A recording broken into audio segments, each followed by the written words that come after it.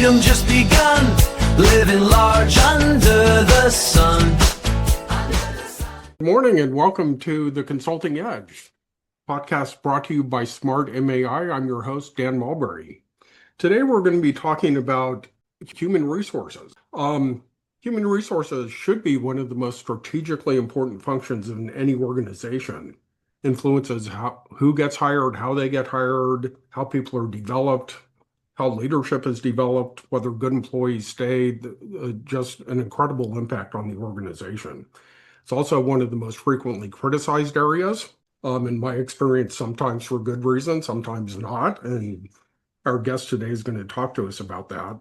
Our guest today is Kyle Patrick Smith. He's the founder and CEO of HR Kyle Services. Kyle has spent 25 years in the corporate human resources area, serving in small organizations up to Fortune 500, and he's got about 10 years in business before that. So we're going to talk about that a little bit too. Kyle believes that HR should solve business problems, not create them.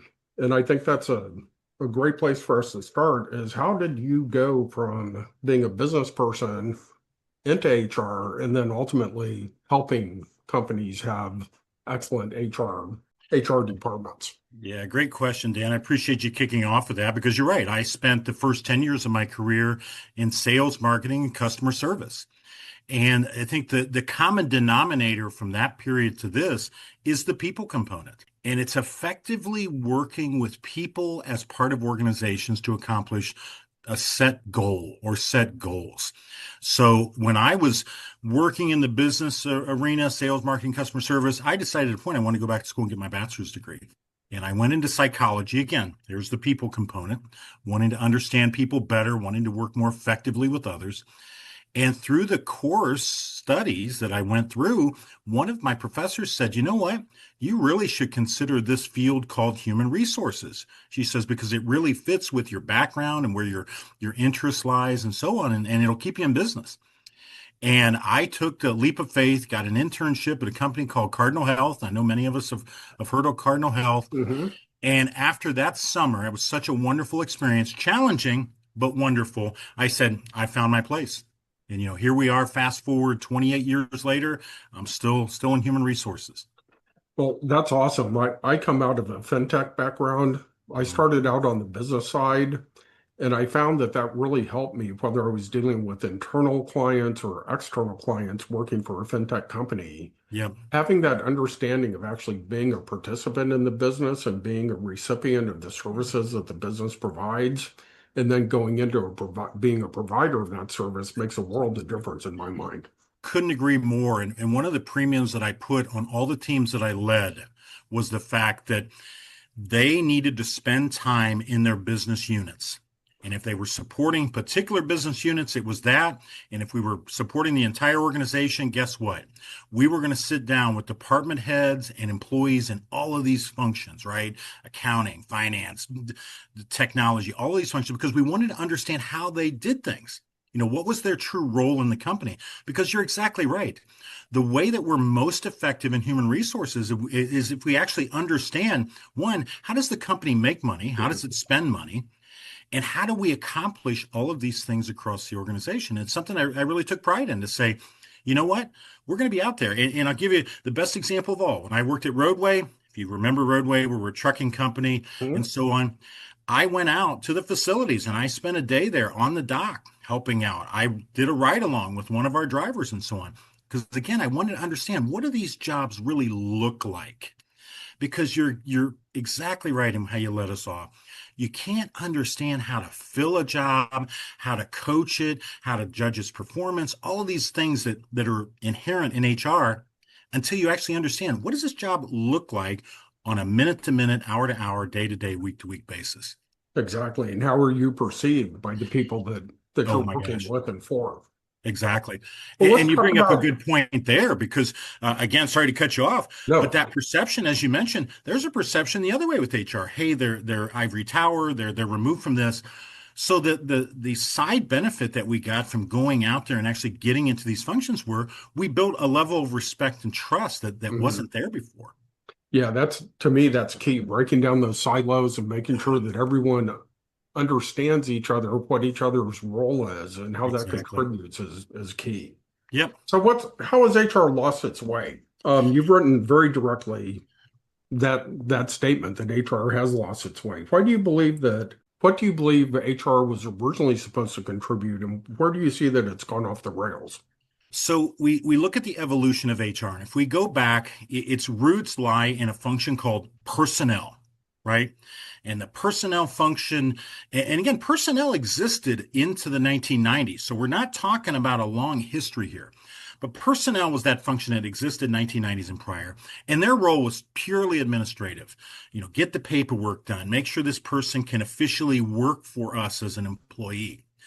And what happened over time is individuals, leaders looked at this personnel function and said, you know what, they can do more. There's more that they can do. They can be involved in training. They can be involved in development. They can be involved in truly onboarding a person versus just having them fill out paperwork. So we began to see this evolution really in the 1990s to where eventually it became human resources, where we became a much more potentially robust function that, to our previous points, could enhance the bottom line, could have a direct impact on a company's profitability and its ability to be more productive and more effective and more efficient. So that's where we evolved to. And you notice I use the word potential too, because I think there still has to be this execution that I think we're lacking in a little bit. But the potential is there, and then that's a little bit of the history. So when HR organizations behave that way, they really become a genuine business partner to the rest of the business. That's got to be great. Oh, it's when you see it in practice and when you live it, because I've lived it, it's a beautiful thing because you're plugged in and it's exciting because you're plugged into where the organization's heading. And that's the true difference. You're either trailing the organization, which unfortunately some HR functions do that. And what I mean by trailing is, we've brought on the people. Okay, we knew we had a people need. They let us know at a point, so we're trailing. Versus knowing, okay, this is where the organization's heading. This is how we're going to grow. This is some of our new business lines. This is where we're going to go. We're going to be acquiring these companies and so on. When you're on that front end, that's where the fun stuff happens because it's strategic at that point. And you can have input into all of these decisions from a people standpoint. Because again, HR is the only function in the organization that's truly responsible, for lack of a better word, for people. Makes sense. Yeah. Makes sense. One last question on that subject. So becoming a partner with the business and really developing that relationship, understanding your role and everyone else's role in the company, that's got to be a fine balance. I mean, people in HR need to understand the skills that others have, but to what level do they need stronger financial and operational skills to be more effective? They need to understand it enough to be able to have a conversation. It's just like you and I. We go to buy a car. Now, neither one of us is an expert necessarily in the auto business, but we know enough if we've done our research to be able to have a reasonable conversation, be able to bridge that gap and to be able to make a transaction that meets our needs and really creates a win-win situation. That's exactly what's happening and what should happen in HR. It's not knowing how to be an accountant or a marketing person or social media expert or whatever, but it's knowing enough to be able to create win-win situations. And that's what we're looking for. But again, you hit on something else there too. And this is where HR has lost its way a little bit. We are the one function that really walks a tightrope because we walk the tightrope of being loyal to the company, because that's part of our function. And that's part of any company's function or any function of an organization, be loyal to the company.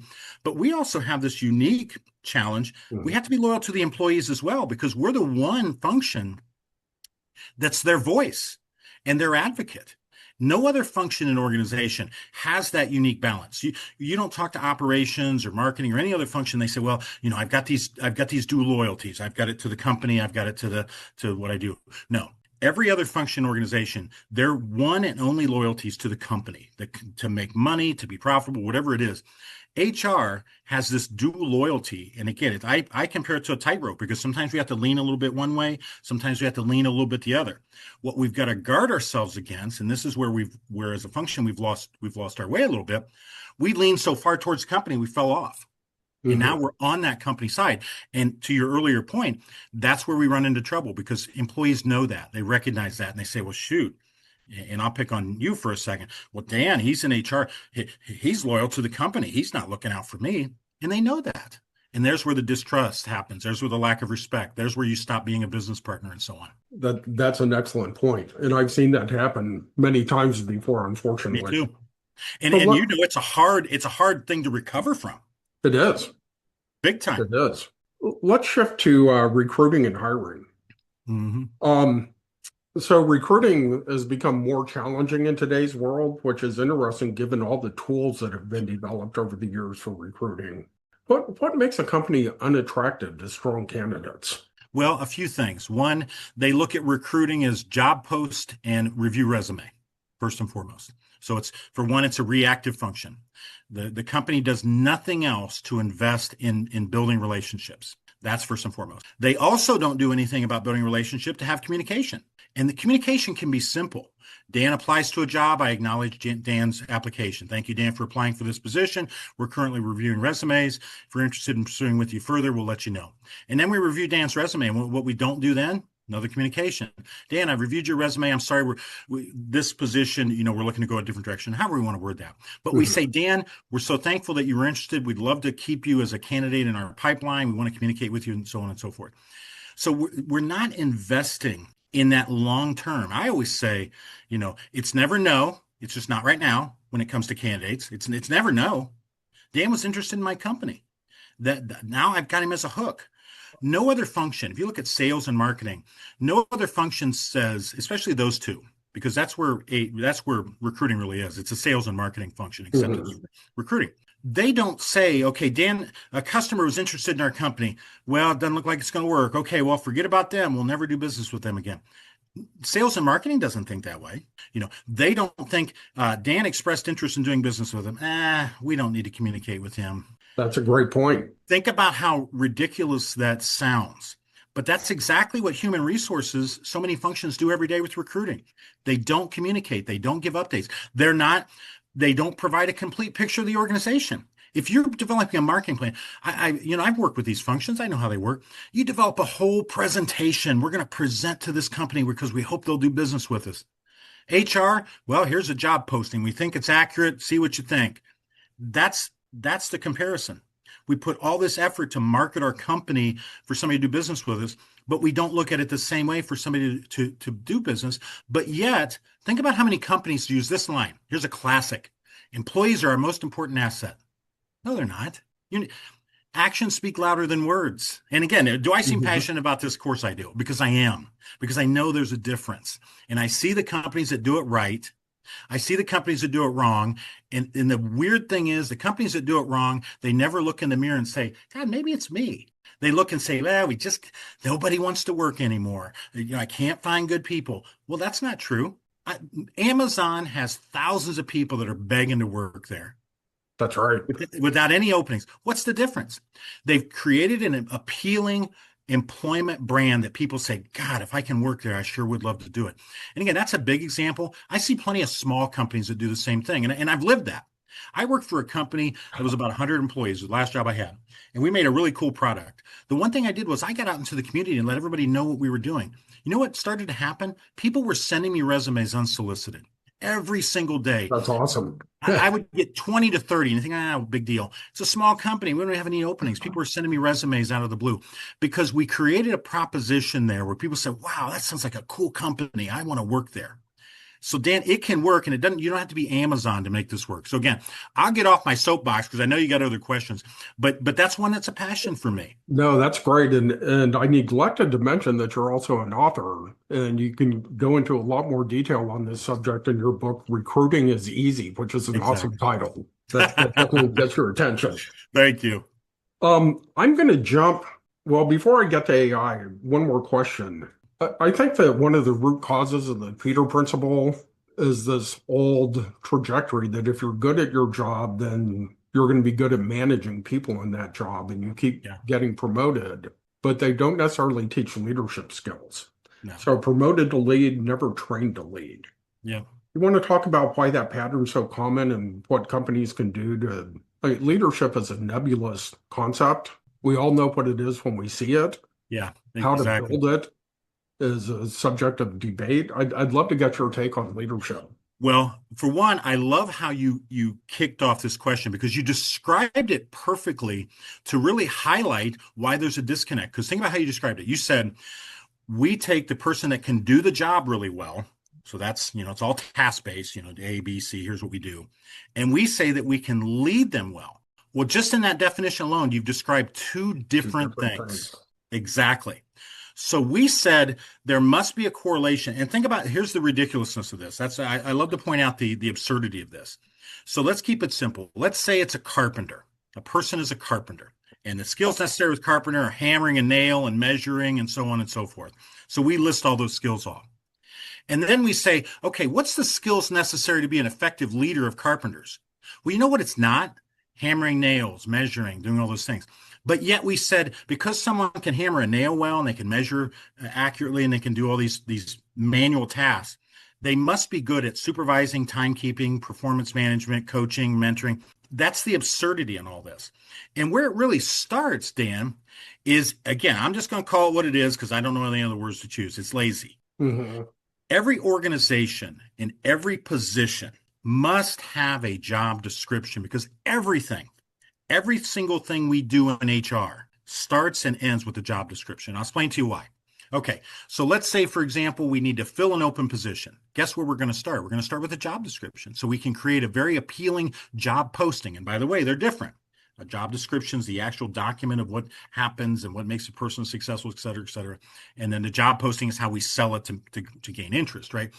Okay, so now we're interviewing, right? We found the candidates that are, guess what we're going to go back to develop our interview questions? The job description. And I could go on, but you see where I'm going with this. You must start with a job description so you define what makes a person successful in the role, and then you attempt to fill the role. But you don't develop these absurd correlations like the ones I gave. Can hammer a nail, can supervise people. There's no such correlation. We could talk all day about that one alone, and there's no such correlation. But I find that that's what a lot of companies do. So let's shift to AI. And Yep. thank you for that answer, by the way. That was helpful. So AI is becoming predominant in almost every aspect of our life, and obviously it's being used in recruiting. There's resume screening, employee communications, workforce analysis, all kinds of ways that it's Yep. being deployed. Yep. Are you seeing it create meaningful value in HR? And if so, where are you seeing it fail? You saw my face light up on that one, Dan. So first off, the meaningful value, it's extraordinary. So keep in mind, I'm a 100% advocate of AI and HR and every other function, right?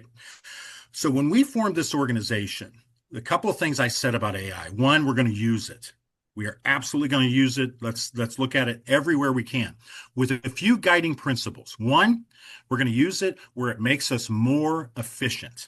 Mm-hmm. We're going to use it as an efficiency tool. Number two, we're going to use it to make better decisions, more informed decisions as an organization. So there's how we're going to use it. But we're going to use it, those guiding principles, under a certain platform, under certain guide rails. Just like any other thing in life, we've got to have guardrails around it, right? Even the best of things, they have to have guardrails. So our guardrails are this. There's always going to be human oversight. No output goes unchecked. And number two, we're going to audit it. Again, I've heard companies doing the first, but I haven't heard a lot doing the second. We audit our outputs from time to time. And I'm looking at a screen right now where I was doing a little bit of auditing. We audit our outputs to make sure that they're what we would expect them to be, that they are giving us what it should be. A lot of it's an eyeball test, but certainly we're looking for things that seem unusual. And sometimes we'll test our outputs against other outputs. Again, that's part of the audit process. So that's how we've used AI. But again, where I'm going to start with all this is huge advocate of it. I always have been. I go back to when I was a child. I had a computer when I was a young man, when not a lot of people had computers, because that fascinated me. Again, we were poor, so I had to save up a lot of money to get that computer, but I did it because I wanted it. I wanted to understand that.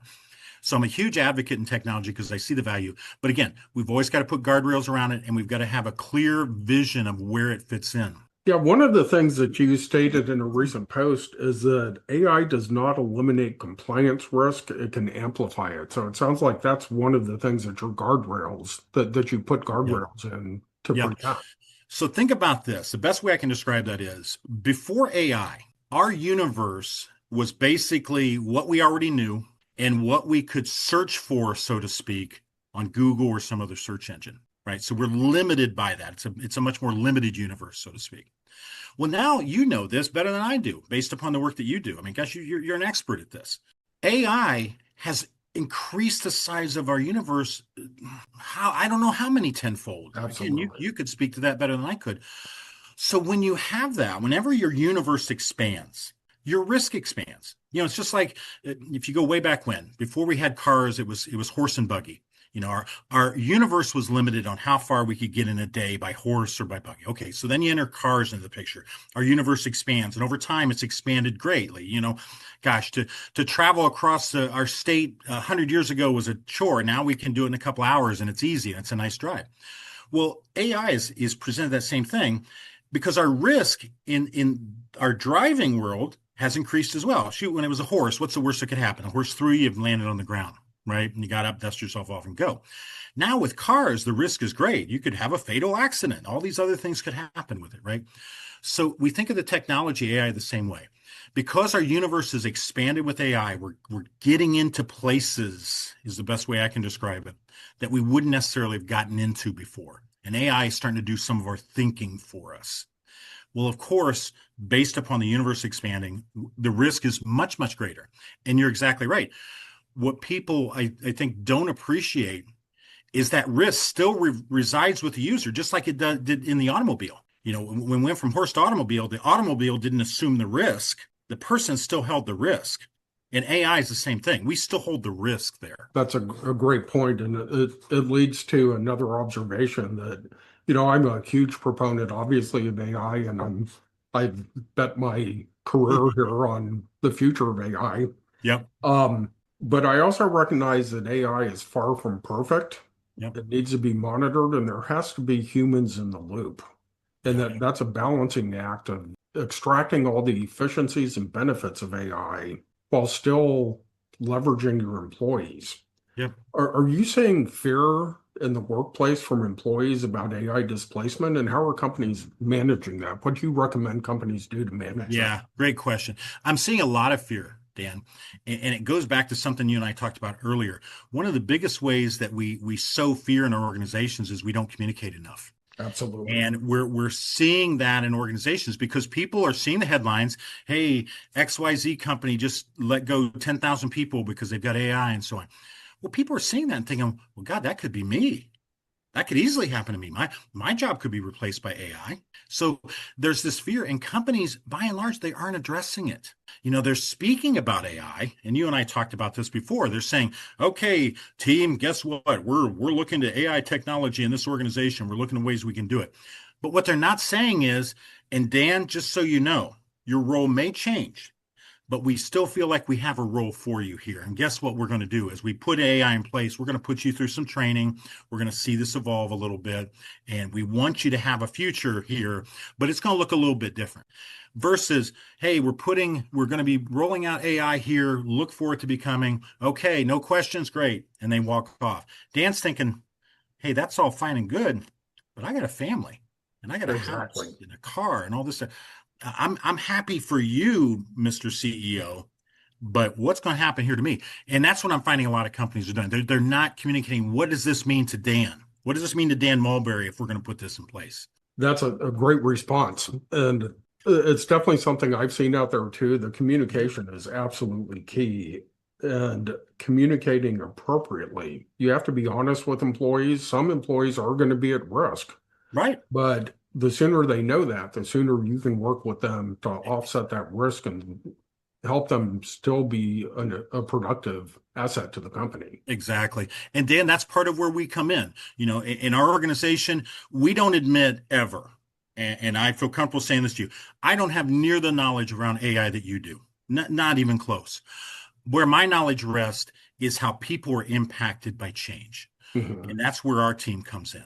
So when these AI initiatives are starting to take shape or organizations are considering it, that's where we can come in and say to Dan as CEO, Dan, let's talk about how this is going to affect your people. And let's talk about a plan so you don't lose good people and you don't lose productivity and all these bad things. Because again, we're certainly focused on the impact of people, but from an organization standpoint, again, let's be selfish for a minute. Dan as CEO, his main concern is I got to keep this company running while we transition to AI, and I've got to make sure this is smooth.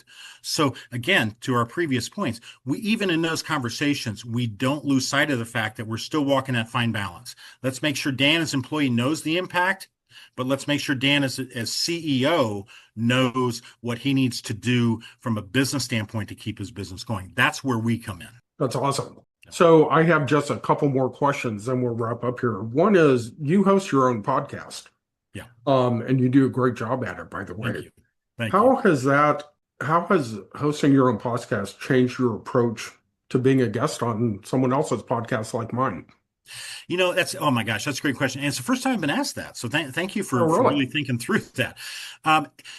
It's the same goal because the goal of this is I want to add value for your listeners. I want people to look at this episode and say, gosh, that's one I really want to listen to because I'm going to leave with something. I'm going to leave with practical value. And that's what we talk about as an organization, whether it's with our podcast or anything.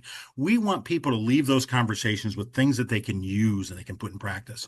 So I'm very cognizant when Dan Mulberry reaches out to me and he says, okay, here's the premise behind my podcast. Here's some of the things I'd like to talk about. And you and I do a prep call and we start having a conversation.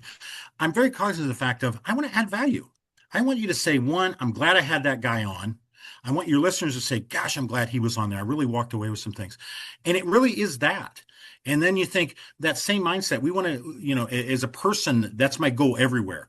Wherever I am, I want to feel like I've added value by being there. Well, I think you've definitely done that today, Kyle. Thank you. Final question. Imagine a business owner listening today knows his company has hiring, retention, leadership, or cultural problems, doesn't know where to start.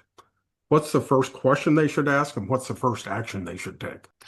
I think not to be facetious, but it's just like any problem that we have in life.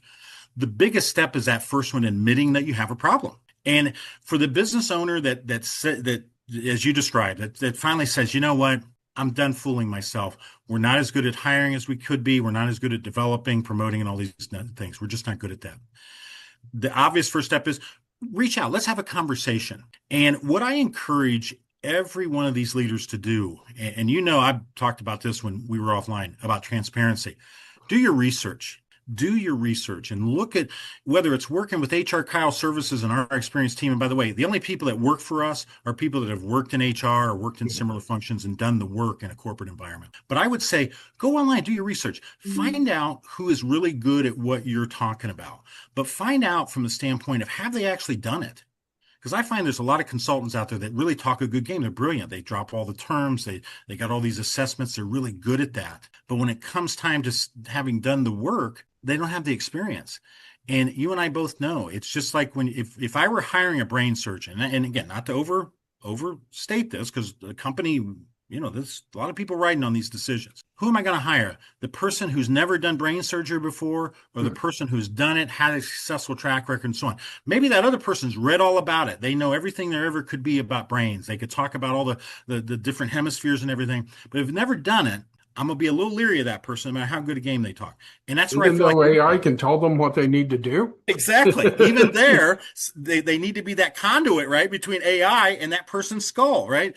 So we look at it the same way. Do your research, have a conversation. Any good consultant should be able to talk with you and have a conversation about your situation and begin to plant a few seeds that say, gosh, you know what? This is worth more of a conversation here. So that, again, long answer to your question, do your research, have some conversations and say, who really knows about what it is I'm challenged with? That's awesome. That's great.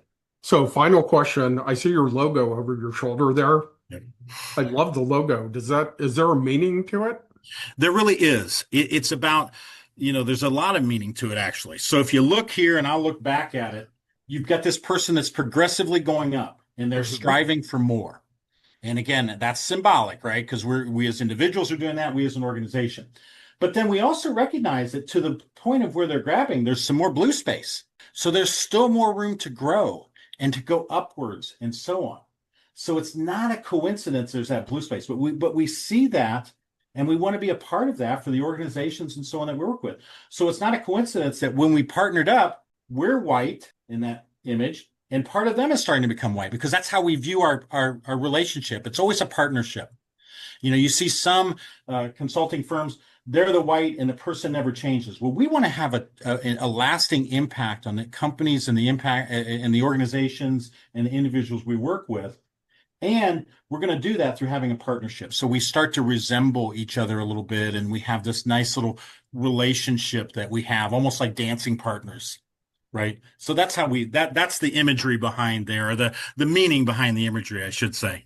That's great. That's very well thought out. Mine is just the name of my company. I like it though. Doesn't really mean anything. Sometimes simple is best. Well, listen, Kyle, thank you so much. I normally do kind of a closing statement to summarize everything we talked about. I'm not sure I can do that here, and we barely scratched the surface. I think we could probably have a 3-hour conversation and I do too. Still have more to talk about, but really appreciate you joining us. If people want to reach out to you, how can they reach you, Kyle? Well, please just send me an email, kyle@hrkyle.com. You can call our offices at 330-541-5533, or visit our website. I talk about doing research. Do research. Find out who we are. There's a lot of information out there about who we are, what we're about, what we do. But those are the three places. And I make a promise to everyone that I find is a little unusual in business anymore. If you email me or call me or get in touch with me through any mechanism, I'm going to do something that I don't see a lot of people doing as much anymore. I'm going to respond. That's awesome. We'll do that. Yes. It's amazing how many people don't do that. I know. And you have my promise. It might be at 12:39 a.m., but I promise you, I will respond. Well, thank you again, everyone. Kyle Patrick Smith, leader of Kyle HR, CEO and founder. Great conversation. Really appreciate having you on. This has been the Consulting Edge podcast brought to you by Smart MAI. Have a great rest of your week.